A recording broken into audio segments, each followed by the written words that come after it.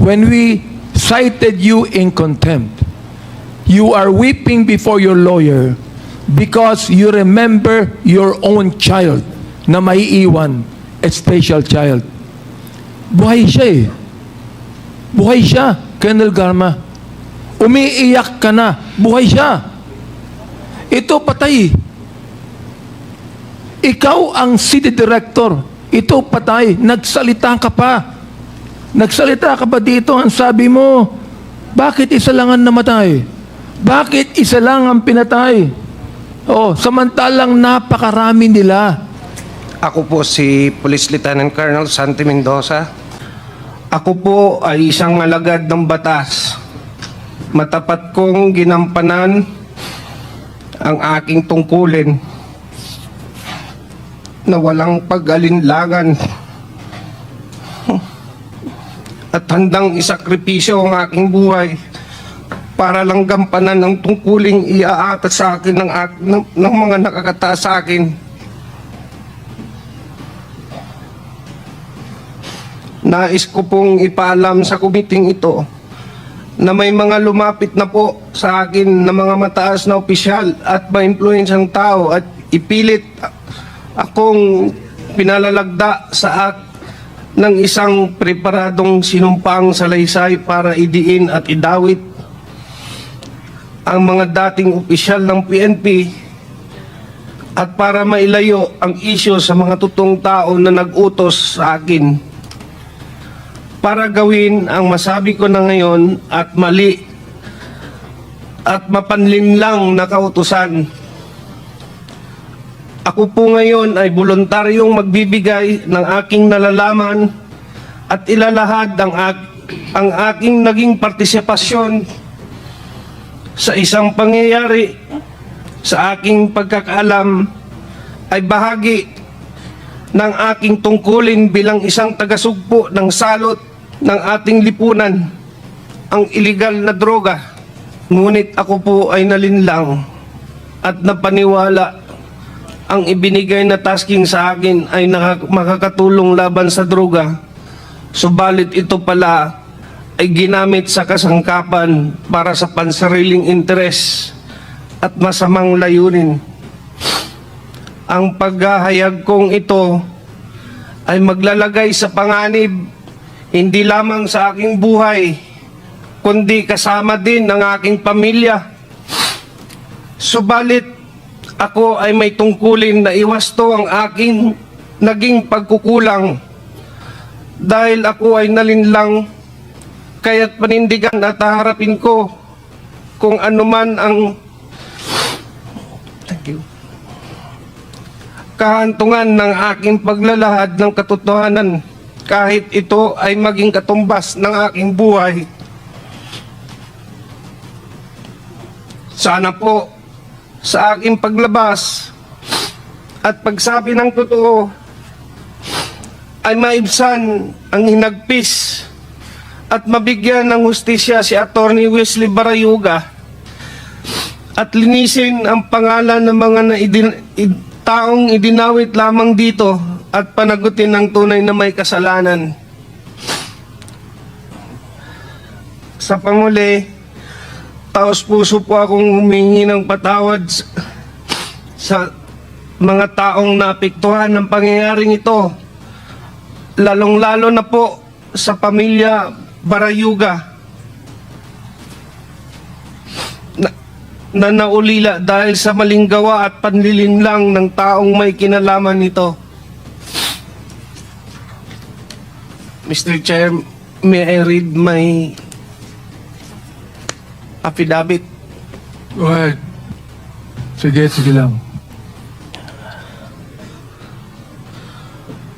Ako po si Police Lieutenant Colonel Santi Mendoza, nasa tamang edad, isang Pilipino, nagtatrabaho sa PNP Drug Enforcement Group Headquarters, Camp Brigadier General Rafael T. Crami, Quezon City. Matapos manumpa alinsunod sa batas ay nagsasaad ng mga sumusunod. Ako ay aktibong miyembro ng Philippine National Police na may ranggong Police Lieutenant Colonel ako ay kasulukuyang naka-assign sa PNP Drug Enforcement Group Headquarters. Noong 2019, ako ay isang police major at naka-assign sa Philippine National Police National Headquarters for the Deputy Chief PNP Administration. Noong Oktubre 2019, nakatanggap ako ng tawag mula kay Police Colonel Edelberto Leonardo na nagbababatid sa akin na mayroon siyang espesyal na proyekto na may kinalaman sa isang high-value individual sangkot sa mga iligal na aktibidad ng droga. Humiling si Colonel Leonardo ng aking tulong sa pagsasagawa ng operasyong ito. Noong panahong iyon, nagatubili ako at sinabi sa kanya na kailangan ko munang pag-isipan bago ko tanggapin ang trabahong yun. Sa kabila ng aking pag-alinlangan, iginiit ni Police Colonel Leonardo na kailangan kong maging handa kapag ibinigay na niya ang go signal kaugnay ng nasabing operasyon.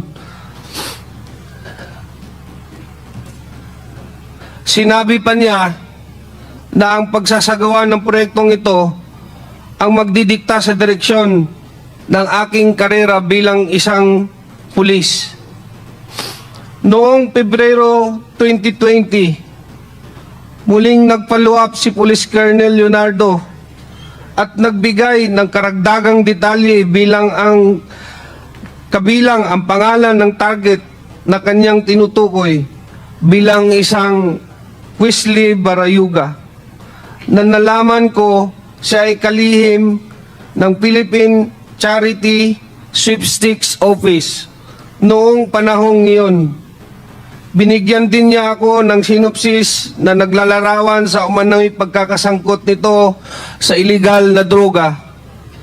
Matapos matanggap ang impormasyon, sinabi ko kay Sir Leonardo na dahil isang opisyal ng gobyerno ang target, mahalaga na magsagawa ako ng sarili kong verifikasyon.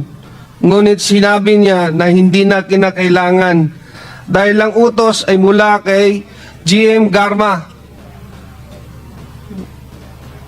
dating Colonel Rowena Garma, na may personal na kaalaman tungkol sa mga iligal na aktibidad ng droga ni Wesley Barayuga. Sa kabila ng aking pag-alinlangan na tanggapin ang utos na ito, sa kadahilanang isang opisyal ng gobyerno ang aming target, ako ay napilitan na lang na sumang-ayon at sumunod dahil ang utos ay mula sa nakakataas na opisyal at upperclassman ko na si Colonel Leonardo, at ang utos ay galing mismo sa isang opisyal ng gabinete ni Ma'am Rowena Garma. Sa personal na aspeto, nag-aalala ako ano ang maaaring mangyari sa aking karera bilang isang pulis at higit sa lahat sa aking buhay, pamilya, kung tatanggapin ko at tatanggi ako, usundin ang utos. Matapos tanggapin ang assignment, pinasimulan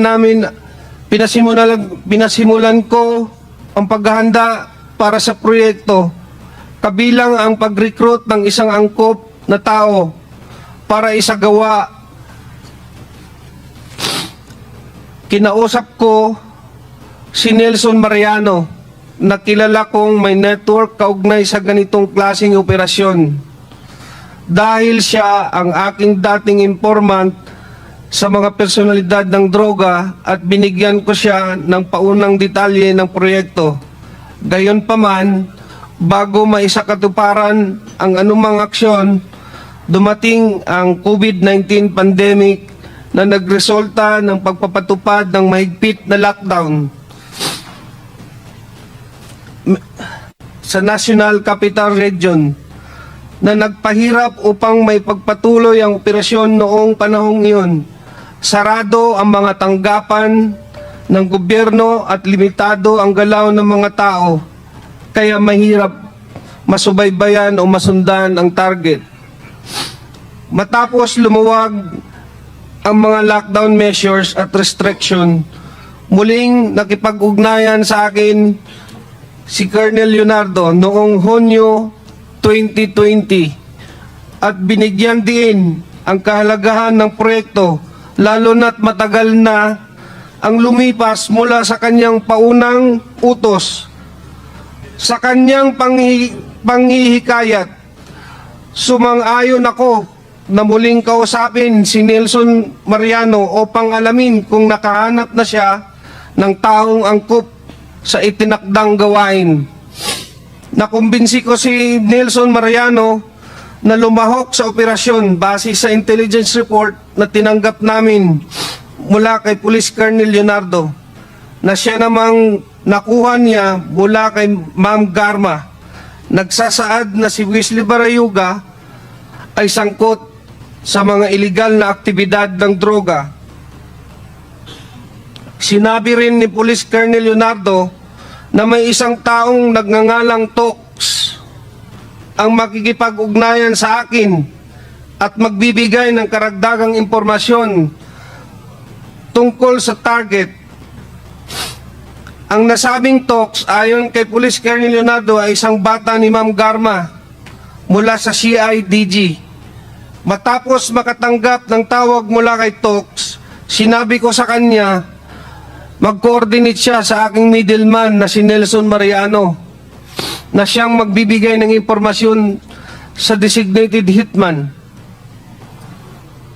Sinabi ni Nelson Mariano sa akin na nakahanap na siya ng hitman at nagngangalang Luloy. Sinabi niya na maasahan si Luloy at kayang tapusin ang ibinigay na gawain. Sinabi ko kay Nelson na magipag-ugnayan sa kanya, si Tox, na magbibigay ng detalye tungkol sa target. Pinayuhan ko siya na mag-ingat at magkita na lang kami muli pagkatapos ng proyekto upang ibigay ang bayad na manggagaling kay Police Colonel Leonardo. Noong Hulyo 30, 2020, muling tumawag si Colonel Leonardo at ipinaalam sa akin na ang target na si Wesley Barayuga ay nasa PCSO at maaari na naming isagawa ang operasyon. Ipinadala niya sa akin ang larawan ni Wesley Barayuga habang ito ay nasa conference meeting sa loob ng PCSO. Sinabi ni Colonel Leonardo na ang larawan ni Wesley Barayuga ay kinuha at ipinadala sa kanya ni Ma'am Garma. Sinabi rin ni Colonel Leonardo na hindi kami mahihirapan sa pagsasagawa ng operasyon dahil nag-issue na si Ma'am Garma ng isang service vehicle para gamitin ni Wesley Barayuga at binigay sa akin ang description at plate number ng sasakyan.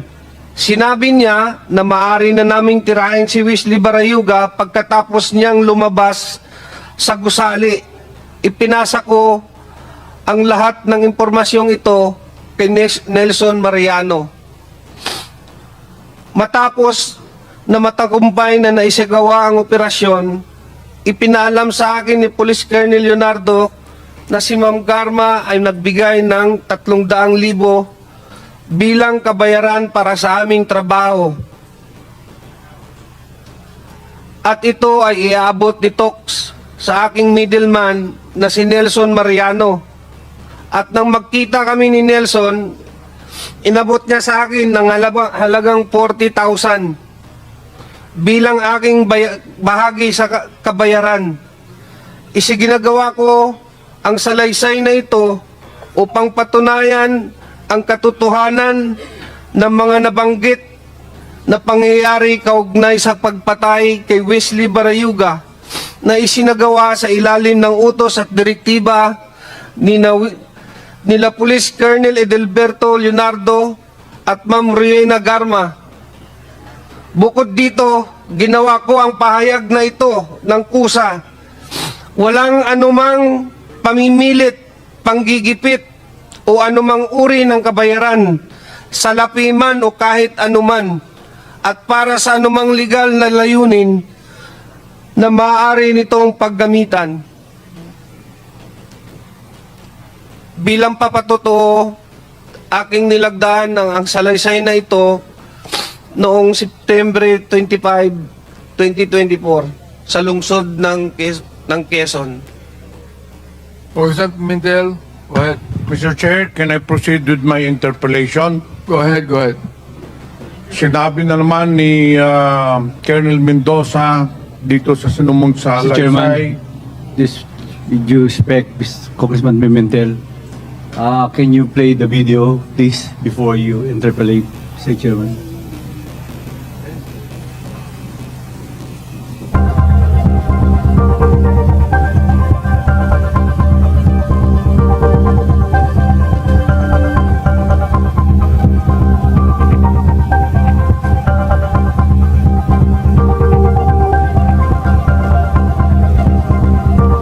Colonel Santi, ito ba yung sasalaysay mo? Ito ba yung sasalaysay mo? Nakita natin sa video. Opo, Your Honor. Thank you, Mr. Chairman. Mr. Chair, yung nakita po ninyong video ngayon, lalo na doon sa mga nandito, yung po ay pangyayari noong July 30, 2020, kung saan pinaslang si Attorney Wesley Barayuga. Mamaya ikakwento ko po sa inyo or establish po natin pero base sa salaysay niya para masigurado natin sino ang nagpapatay, binanggit na kanina ni Colonel Mendoza, at ang pinaka-importante sa lahat, klaklaruhin po natin kung bakit pinapatay ni Colonel Garma si Attorney Wesley Barayuga. So kung mararapatin mo lang, Colonel Mendoza, para mas maliwanagan talaga ang lahat, isa-isahin po natin yung sinumpang salaysay mo. Sinabi mo sa paragraph 2 noong October 2019, nakatanggap ka ng tawag kay Police Colonel Edelberto Leonardo. Bakit kilala mo itong si Colonel Leonardo? Kasi po dati po akong Regional Drug Enforcement Unit ng NCRPO sa panahon po ni former Chief PNP Camilo Cascolan, sir. So na-assign ka sa kanya? Sa Opo. under At his, lahat po ng RDEO chief before may contact po sa kanya. So kilala mong personal itong si Colonel Leonardo? Opo. Nandito po ba si Colonel Leonardo sa kwartong ito? Pwede mo bang ituro? Saan dito si Colonel, Police Colonel Huberto Leonardo? Opo. Pwede mo Katabi po ituro? ni Sir Patay. So Mr. Chair, the resource Mr. Chair, person, tumayo, pakitayo nga at pakituro mo si Colonel Leonardo. Mr. Chair, clearly the resource person has identified Police Colonel Leonardo in accordance with this affidavit. Dito sa sinumpang salasay mo sa paragraph 9, dahil lumipas na nga ang ilang buwan, hindi pa na-implement yung plano na patayin si General Barayuga, tumawag na naman po uli sa iyo si Colonel Leonardo at nakipag-ugnayan sa iyo. Hindi po ba? Tama po. At pagkatapos noon, tinawagan ka nung June 2020, hindi ba? Kasi yung unang tawag ni General o ni Colonel Leonardo, if I am not mistaken, was October 2019. Opo. Pangalawang tawag niya, February 2020. ng pangatlong tawag na niya, yung June 2020 na, dahil minamadali ka na, dahil sinabi ni Colonel Leonardo, iniipit na siya ni GM Garma. Hindi po ba, Colonel Mendoza? Tama po, Your Honor. Ngayon, nung nakontak mo na si Nelson Mariano, tumawag uli sa iyo si Colonel Leonardo at sinabihan ka na may isang taong nagngangalang Tox na tatawag sa iyo, hindi ba? That day po yun na sa sir sa Your Honor na tumawag sa akin. The same time lang po yun. Tapos nag-relay siya na may talks na magkipag-coordinate nga daw sa amin na Yun tao ang ni- makikipag-coordinate Opo. niya sa iyo. Anong sinabi exactly ni Colonel Leonardo sa iyo? Sino itong Tox na ito? Si Tox daw po, bata ni Ma'am Garma. Kung sa pagkakaalam ko ang driver security. Mr. Chair, kung hindi ako nagkakamali, itong Tox ay yung Tox na pinakita na litrato ni Chairman Dan Fernandez kanina, who is still employed with the PCSO, and sabi na nga ni Colonel Mendoza, tao at bata ni Colonel Garma. Nung tinawagan ka na ni Tox, anong sinabi sa'yo? Bali sinabihan ko lang po siya na mag-coordinate siya kay Nelson Mariano po kasi siya po yung So nung tumawag sa isa Tox, sinabi mo si Nelson Mariano na lang ang kausapin. opo. Pupunta po tayo doon mamaya.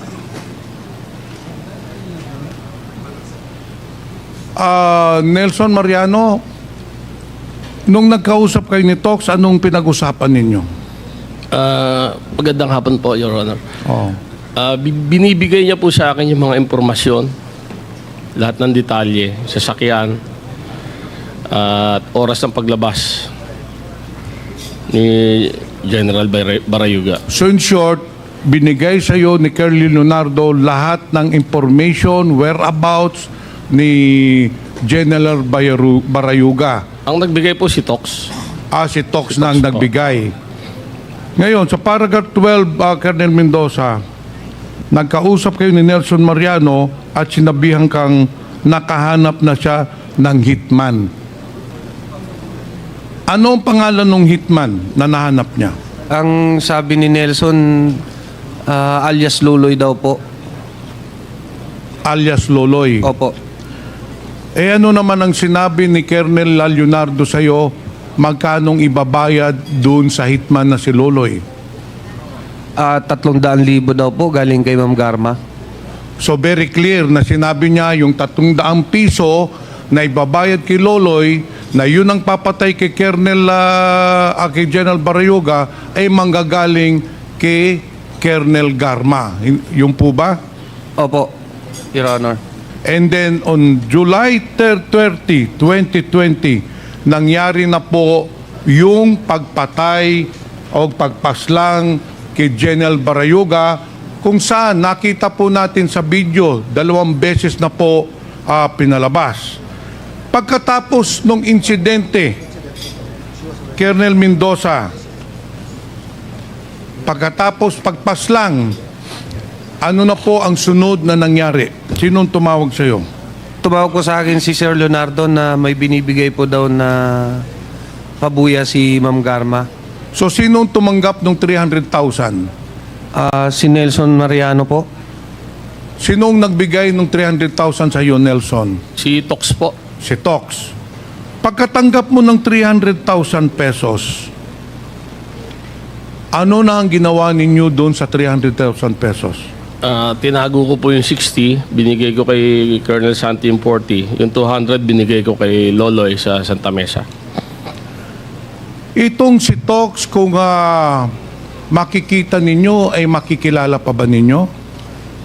Opo. Mr. Chair, Colonel Eudina Garma has been involved in the different killings all over the country. In fact, Mr. Chair, si Colonel Garma, nung unang pagdinig pa lang natin, involved na po siya doon sa pagpatay ng 3 Chinese drug lords, which was corroborated by the different resource persons. Nung si Colonel Garma din ay na-assign doon sa Cebu City, there were 198 killings as recorded and as reported by Mayor Tommy Esmeña. And ngayon po, klarong-klaro po na ang mastermind ng pagpatay kay Colonel General Barayuga walang iba po kung hindi si Colonel Garma in cooperation, in cahoots with Colonel Leonardo based on the testimony of our 2 resource persons.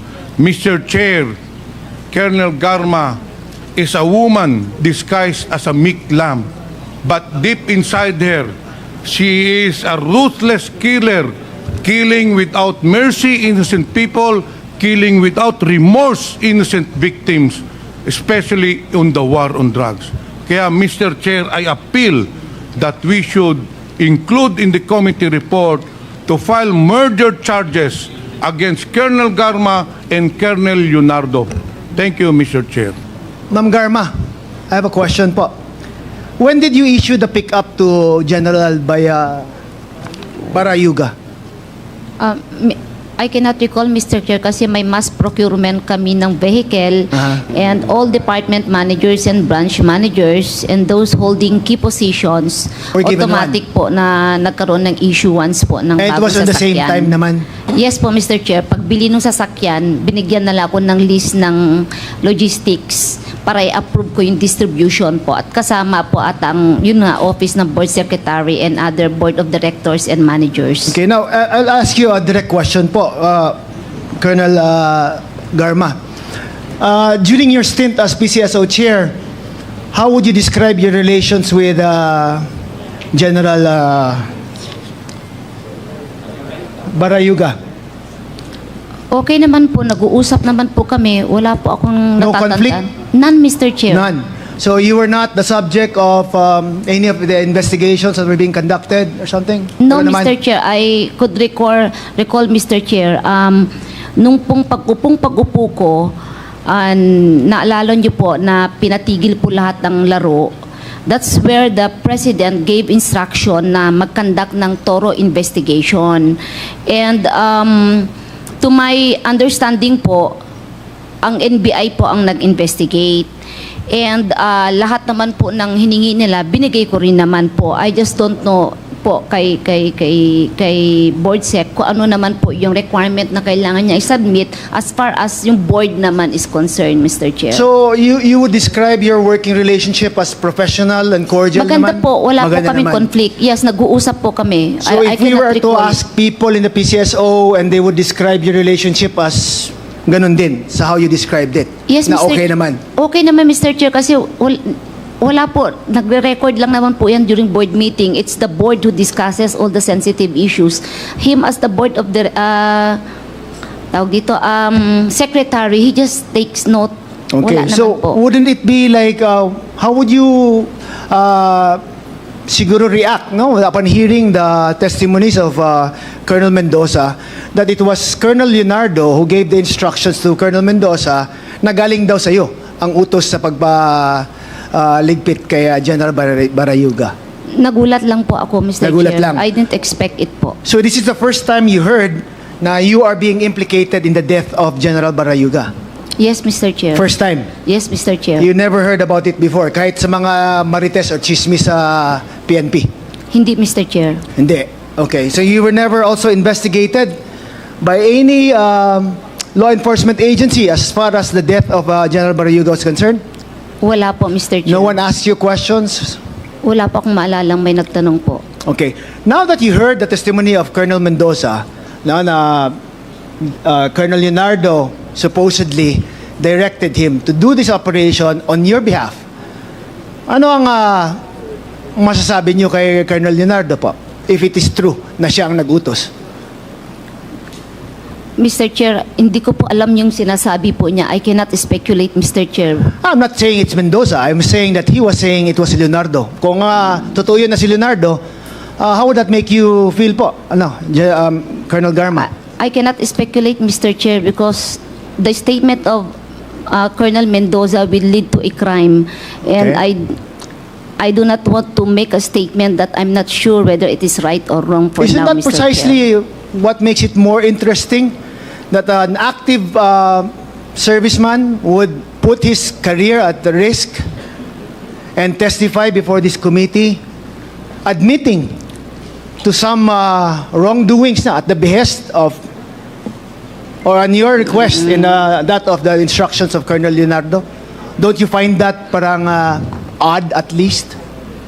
Mr. Chair, I do not know what he is thinking right now, Mr. Chair. And this is the first time. Iniisip nga kung saan ko siya nakita or what. I cannot recall if I've met him Okay. or what. But ngayon ko lang po narinig din ang name niya, Mr. Chair. All right. Thank Colonel you, Mr. Leonardo. Sir, you heard the testimony of Colonel Mendoza, Yes, Mr. Chair. identifying you as the person who ordered the death of General Barayuga, supposedly upon the instructions of Colonel Garma. Is that correct, sir? Hindi po totoo yun, Mr. Hindi totoo. Yeah. So upon hearing his testimony, parang hindi ba parang nagulat ka ba, or are you mad now na bakit ka dinadawit sa mga operasyon ganon, or on his statement in his affidavit na ikaw yung may utos? Nagulat nga rin po ako, Mr. Chair. Lagi na lang po ako nasasali sa mga ganito. Para ikaw Mr. na lang Chair. lahat, ano? Opo, mula pa noong 2016, binabanggit na po yung pangalan ko. Hindi na sila tumigil. Wala naman pong napapatunayan. So ang sinasabi mo po is like expected. yung mga belief ng mga members ng PNP na malakas ka at na kung anong sinasabi mo is usually nangyayari naman, and that they're afraid to go against you because you supposedly have the ear of the former President Rodrigo Roa Duterte. Is that correct? O chismis lang din yan? Hindi po, malapit po ako sa term po na Tagalog. Ako po malapit naman talaga sa presidente dahil una-una, kilala po namin siya dahil naging taga Davao na po Yeah. ako eh. Pero as a police officer naman po, you would never, in any instance, give an order to kill another person. Is that correct? Hindi po. Never. Hindi po. You would po. never do Oo. that. Tama? Hindi ko po gagawin yun. Okay, Lalo na dun sa Class 83 po yung Class 83 ng PNA, pinag-uusapan correct? dito. Napakadelikado po nun. Kaya ko pong umarap sa lahat ng Class 83 na ako, wala po akong kinalalaman dyan sa nangyari na yan. Alright. Same with you, Colonel Garma, di ba? As a police officer and as a former government employee, you would never, at any instance, order the death of any other person. Yes, Correct? Mr. Chair. Never talaga. Hindi po, Na- lalong-lalo na po kasamahan ko pa sa opisina. Mabait po yung taong yun, Mr. Mabait Chair. yun. Wala akong naalalang ginawa niyang hindi mabuti po. Eh sa sobrang bait niya, you would not have anything in mind or anyone in mind who might wish him harm, Yes po, Mr. Chair. sa pag-alam mo. Wala akong maisip nung time na yun po. What I did lang po nung namatay, inayos na lang po namin yung libing niya and everything po. Okay. Now, Colonel Mendoza, I'm sure you will be attacked no, after giving this statement. No? Were you at any time promised a promotion to testify before this committee? Wala po, Your Honor. Okay. Were you promised money or any other thing just to testify before this committee? Wala po. Wala. Tinakot ka ba ng mga chairman dito or ng any other member of the House? Hindi po. Okay, and you are confirming again na ang sinabi mo ay totoo and kung anong nangyari as far as you can remember. Tama? Opo, Your Honor. Colonel Leonardo, you will deny all of the statement given by Lieutenant Colonel Mendoza, just like you denied that you were on hand in the killing of a 3 Chinese drug lord in Davao Penal Colony. Am I right? Yes, Mr. Chair. I remember during that time, Colonel Padilla is here, that Artner Solis, you directed Artner Solis to talk with Tata about killing those 3 drug lords. And even Colonel Padilla, in his testimony, testified it. You're denying it, am I right? May I be clarified? You are denying it, am I right? Yes or no? Denying what, Mr. Chair? Pakiulit My po yung- goodness, I have asked the question already, and I know you understood my question. Colonel Padilla, you have testified here in this committee that Colonel Leonardo is part of it. Am I right? Yes, Your Honor, Mr. Chair. Are you denying it? I'm denying it, Mr. Chair. You're denying it also, a testimony of Colonel Mendoza. Am I right? Correct po, Mr. Chair. Okay. Mr. Chair, I'd like to make a motion to hold in contempt Colonel Leonardo. So move, Mr. Chair. Colonel Garma, nabanggit mo sa test question ni Congressman Flores na ngayon mo lang nalaman itong mga bagay na ito. Yes, Mr. Chair. Okay. Si Mr. Ramon Tulfo on September 17, ito ang sinabi niya. Pakinggan mabuti ha. Ang sabi ni Mon Tulfo, inuulit ko ang aking suggestion. Ibig sabihin, he suggested that before na dapat imbestigahan si dating PCSO General Manager Ronia Garma sa pagpatay kay PCSO Board Member Wesley Barayugan. Maraming naniniwala na si Garma ang utak sa pananambang kay Barayugan, isang retired Brigadier General na miyembro ng PMA Class 1983. Si Barayugan kasi bilang board member ng PCSO ang umaharang sa pagbibigay ni Garma ng mga STL franchises sa kanyang mga kaibigan. You deny that, am I right? Yes, Mr. Chair. Okay. Ito pa, natutuloy ko ha. Di pa nalulutas ang pagpatay kay Barayugan. That's why these people here came to testify. And I'm telling it to you right now, as I can notice the testimony of Colonel Mendoza here, I have never seen any police officer weep before this committee or any committee for that matter. This man, I believe, is telling the truth, Colonel Garma. Mon Tulfo, I believe, is telling the truth. Now, tutuloy ko ha, may news blackout noon sa assassination ni Barayugan dahil alam ng mga investigador, ito ha, na si Garma at Pangulong Digong ay magsyota. Totoo o hindi?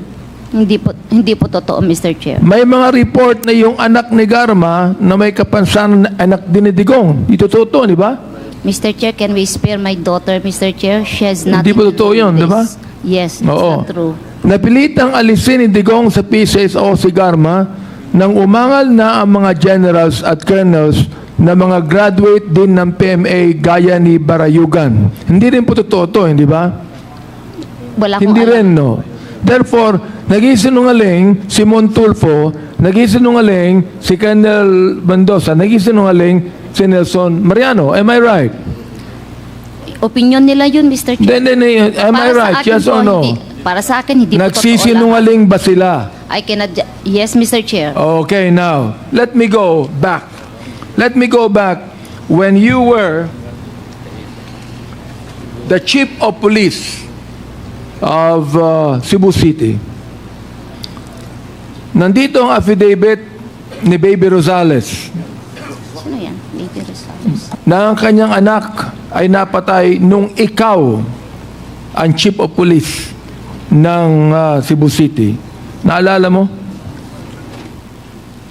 Wala po akong natatandaan po, Mr. Chair. October 4, 2018.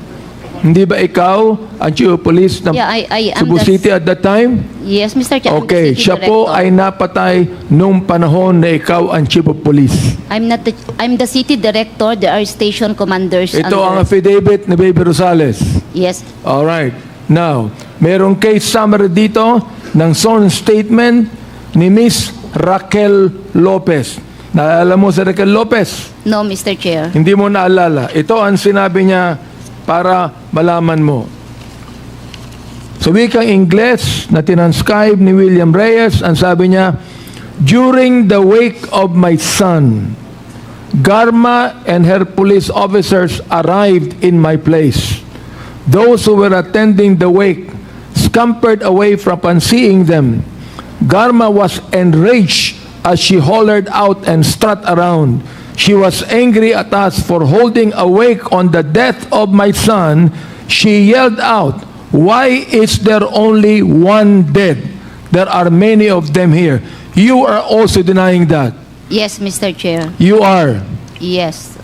I am denying it. Wala akong sinabing ganyan, Mr. Chair. You were the chief police at that time in Cebu City. City Director, Mr. Chair. You are the city director at that time. Therefore, you know this incident. Hindi pwedeng ikaw, city director, na hindi mo alam ang insidenteng ito. Can I... My goodness naman, I'm Colonel aware- Garma, you are the director, the city director. I cannot Hindi ka recall- pinapaniwala na hindi mo alam sa mga nangyaring ito. Ito na nagtetestimony, napatay ang kanyang anak. Ikaw, umiiyak ka dito nung kinontem ka namin sapagkat naalala mo yung anak mo. Ito, napatay yung anak niya. Sumisigaw ka pa, sinasabi mo dito, ha? Okay. Hindi ako nagagalit sa'yo. Dynamic lang ako. Naunawahan mo ako? Yes, Mr. Chair. To give emphasis to what I'm trying to say. Ito, nag-mention siya, during the wake of my son, Garma and their police officers arrived in my place. Ikaw pa nagsabi, nagalit ka pa at sinabi mo, why is there only one dead? There are many of them here. Nakalimutan mo ito? Hindi mo maalala? Wala akong sinabing ganyan, Mr. Chair. Well, sworn statement ito Yes, ni Your Miss Honor. Raquel Lopez. Sworn statement. Gusto ko lang sabihin sa iyo, when we cited you in contempt, you are weeping before your lawyer because you remember your own child na maiiwan, a special child. Buhay siya eh. Buhay siya, Colonel Garma. Umiiyak ka na, buhay siya. Ito patay.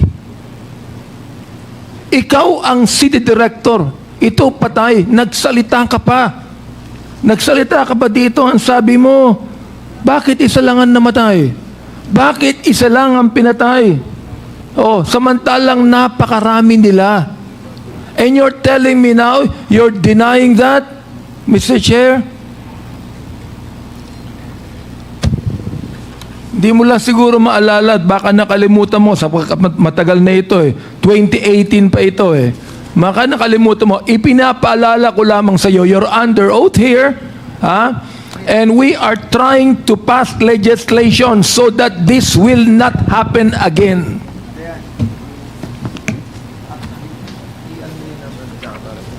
Mr. Chair, ano ang gusto mong sabihin? Tell it to us now. Lie under your teeth. Tell us. Colonel Garma, ako, hindi ko akalain bilang ikaw isang babae, no? Magagawa mo ito. You're denying it right now. You're denying everything right now. Ang dami mo nang dinenay, Colonel Garma. At nakikita po ng taong bayan dito, napakalaki ng problema ng ating kapulisan na katulad ng marami mga eskalawag na dapat malaman ito ng Director General Marbil na dapat niyang asikasuhin ang ayusin ang nangyayari sa Philippine National Police. This person here, si Lieutenant Colonel Mendoza, tinitingnan mo siya when he was testifying before us, when he was reading his affidavit, nakatingin ka sa kanya, nakasimangot ka sa kanya, galit ka sa kanya. And this guy is weeping before us while he was saying this, while you are angry at him. Nelson Mariano testified, two of them against you and against Colonel Leonardo. Two against you, both of you. And you're denying it. Listen, akala niyo ba politics itong ginagawa namin? Kung sinasabi po ni Colonel Mendoza, natatakot siya sa buhay niya. Kami ba, matapang ba kami? Hindi ko kami matapang, pero kinakailangan namin gawin to upang maayos na natin ang problema sa ating bansa.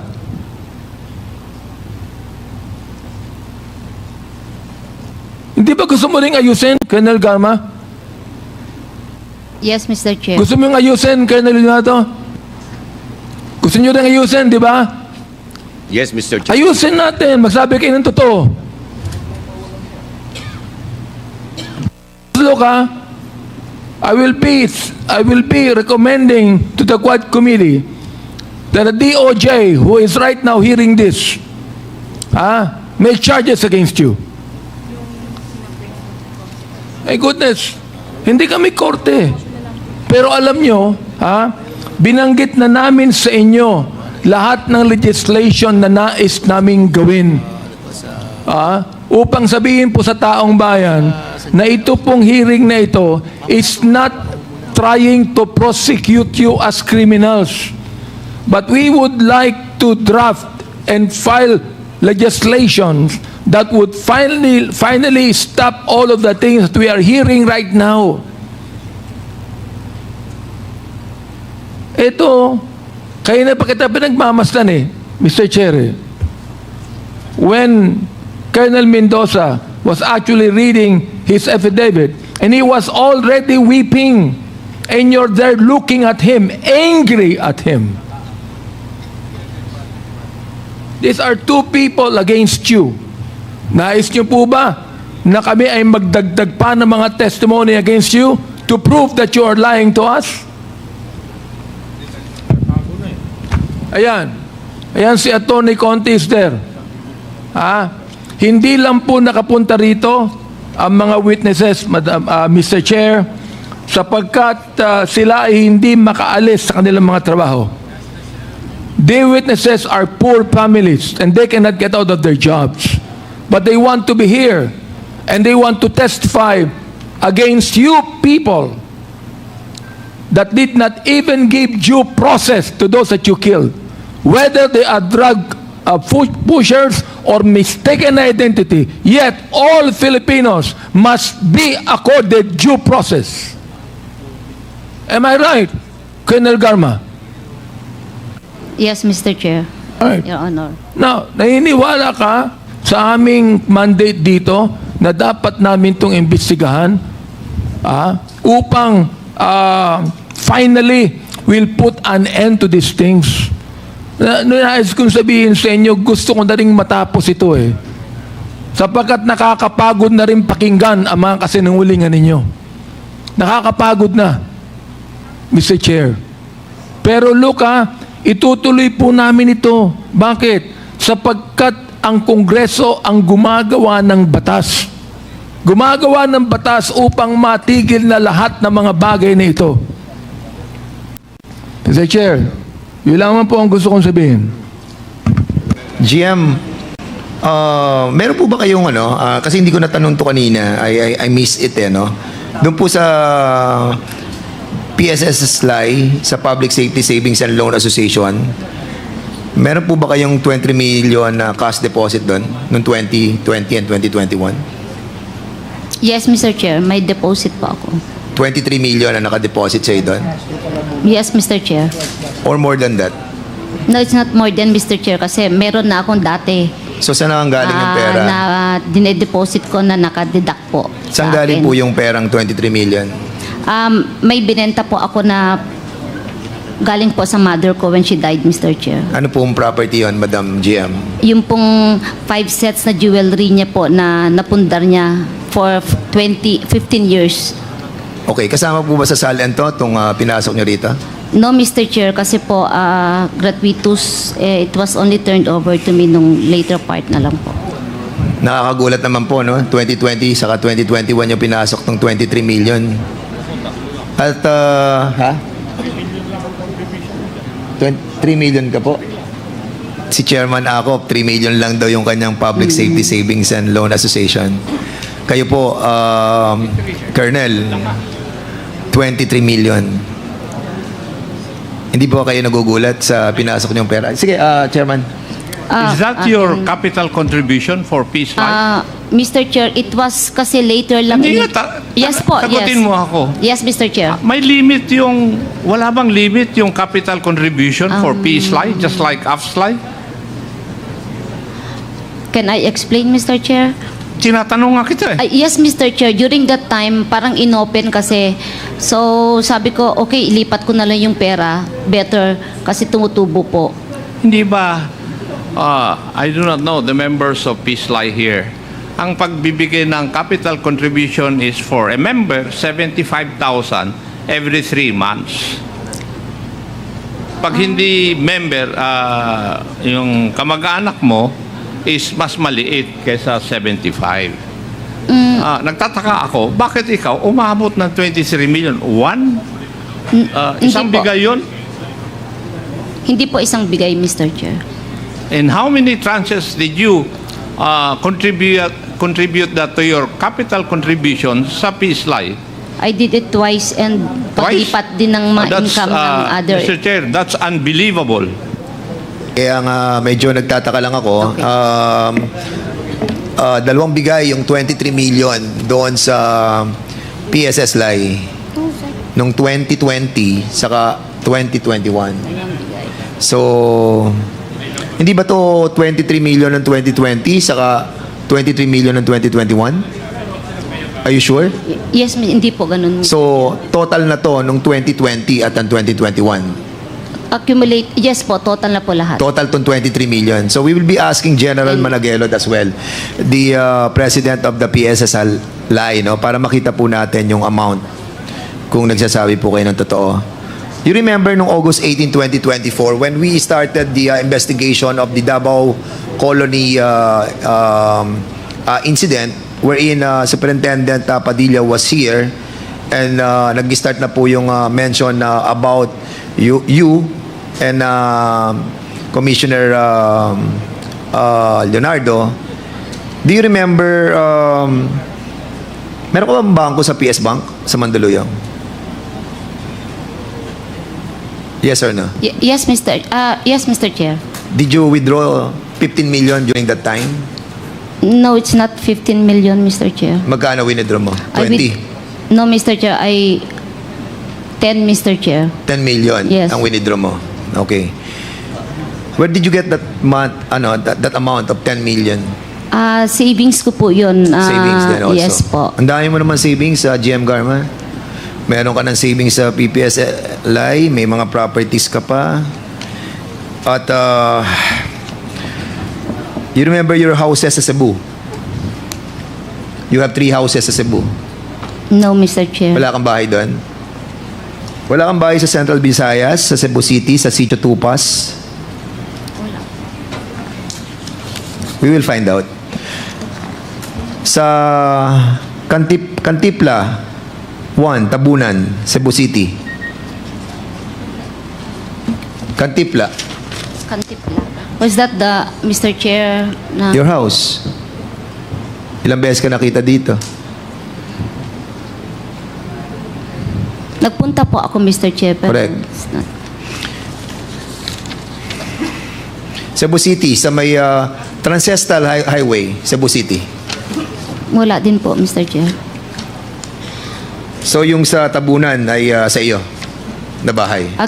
Can I make an explanation, Mr. Hindi, Chair? sabihin mo lang muna sa akin. Opo, opo. Yes, bahay mo yun. Yan, no. How much did you buy for this property? I did not buy it, Mr. Chair. Kaninong bahay ito? Actually, there was an old house. And during that time, when I was the city director, Mr. Chair, Paano naging sa iyo kung hindi mo binili?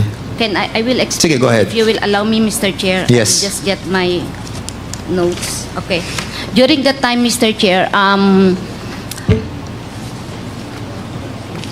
nag-establish kami ng detachment. Kasi daanan po kasi yan ng mga mag-exit from Cebu City, ginagawang exit po yan going to the province. Yun po yung kasagsagan po na maraming mga incidents po ng mga patayan or something. So I want to secure the boundary para hindi makalabas. Madali pong i-confine yung lugar kung sakali.